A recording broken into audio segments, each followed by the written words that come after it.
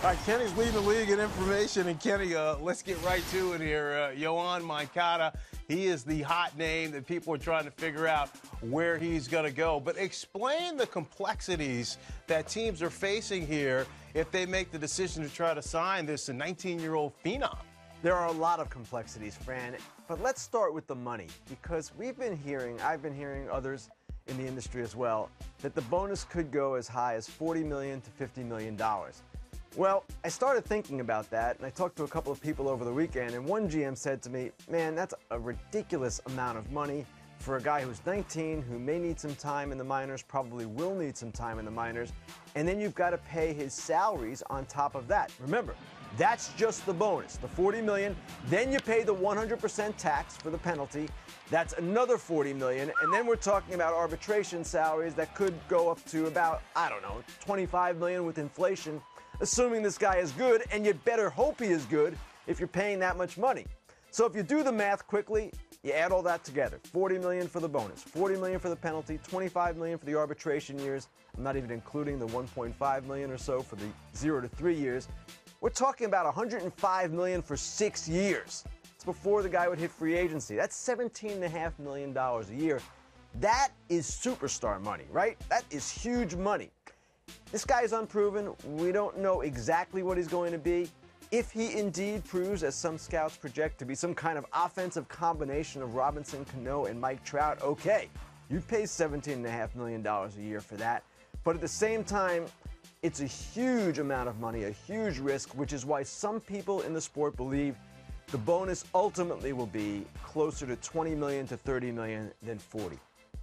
But you still have to pay the tax, 100% tax on Yes. that as well. But then the numbers become a little bit more realistic, Fran. Think about it. At $20 million bonus, $20 million tax, let's say again the $25 million in arbitration, that's $65 million over 6 years. That is more in the neighborhood, I would think. And if you look at some of the other Cuban players that have come out this offseason, Baldachin, the kid that the Angels signed, he got an $8 million bonus. Yoan Lopez, the kid that the Diamondbacks signed, the right-handed pitcher, $8.25 million.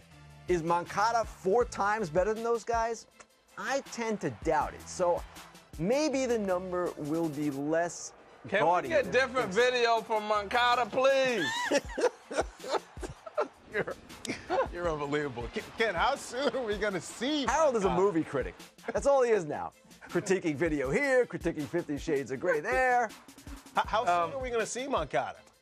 Well, we'll see him in spring training the moment he's signed. But I You mean the signing? Yeah, I don't know, Fran. And his agent has said repeatedly he'd like to get something done by the end of this week.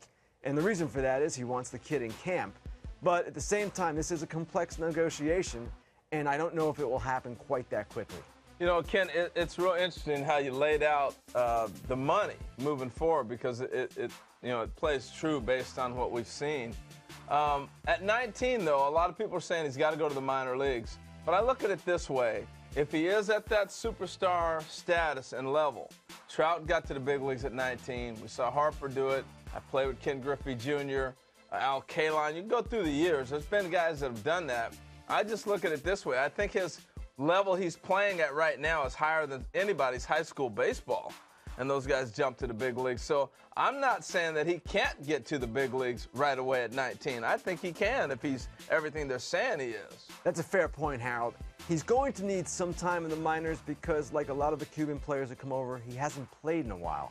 So he'll need some time simply to get back into playing shape, back into the rhythm of the game. But let's say he's up next year, which is probably somewhat realistic, 2016.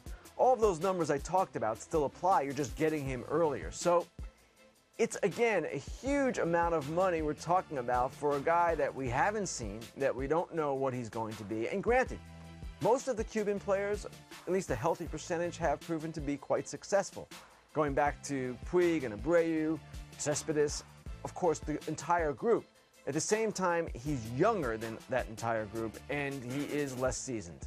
I tell you, the one thing that's happening in our game compared to the other games is gate attraction. I think we forgot that if I'm going to pay a guy $100 million, you better be a gate attraction. You know, in baseball, we're kind of paying for, well, he got there because of the years, he's put up numbers, and so-and-so. You got to be a gate attraction for me. I don't know any other sport where basketball, you mean tell me they're going to pay somebody $100 million and he's not going to be putting people in the seats, or even football. We have to get back to, are you a gate attraction? Griffey was a gate attraction. Our attendance changed. If this guy is that good, though, Harold, he will be a gate attraction. And if he is this kind of offensive force, regardless of where he plays, second base, third base, left field, if he is the hitter that a lot of people think, then yes, he will put people in the seat simply because of the mystery about him and the offensive ability. So I expect that won't be a problem. But the real question is, how good is he going to be? Right. Everyone agrees he is a prospect with super offensive tools. There doesn't seem to be much debate about that within the industry.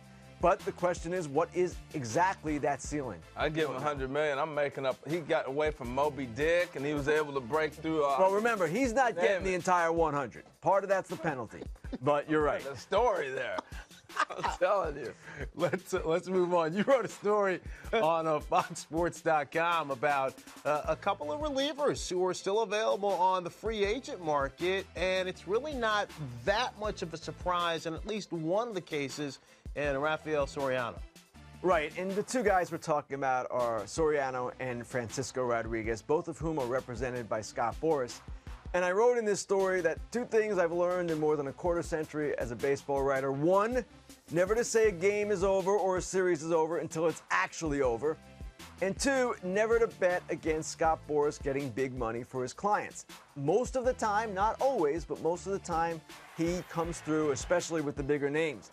These two cats, though, are still sitting out there.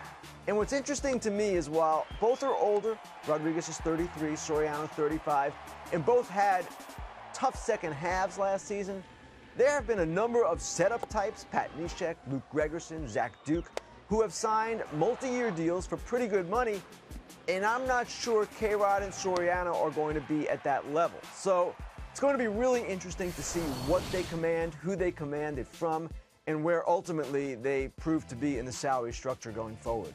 But K-Rod had a bit of a bounce back here. He had 44 saves last season, and that's the most since he had that single-season record of 62. Soriano, though, I mean, he had a bit of a rough August, and he lost his job. So aren't the two cases a little bit different? A little bit, Fran, but there are similarities as well. Soriano had that 0.97 ERA before the All-Star break and just fell apart in the second half. Maybe due to overuse, maybe he just had a bad second half. Rodriguez also started off great. 19 appearances, his first 19, did not allow a single run, then had a 4+ ERA the rest of the way and allowed something like 14 home runs in 44 innings. So he too had a decline over the course of the season, and that perhaps is why some teams are shying away. And of course, hey, Scott Boras traditionally, not always, but often, holds guys like this out for a while. He's struck magic with Soriano twice, late going. January deals, big deals with the Nationals and Yankees.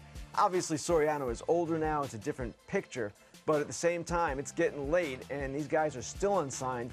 And it really remains to be seen whether they will command multi-year deals.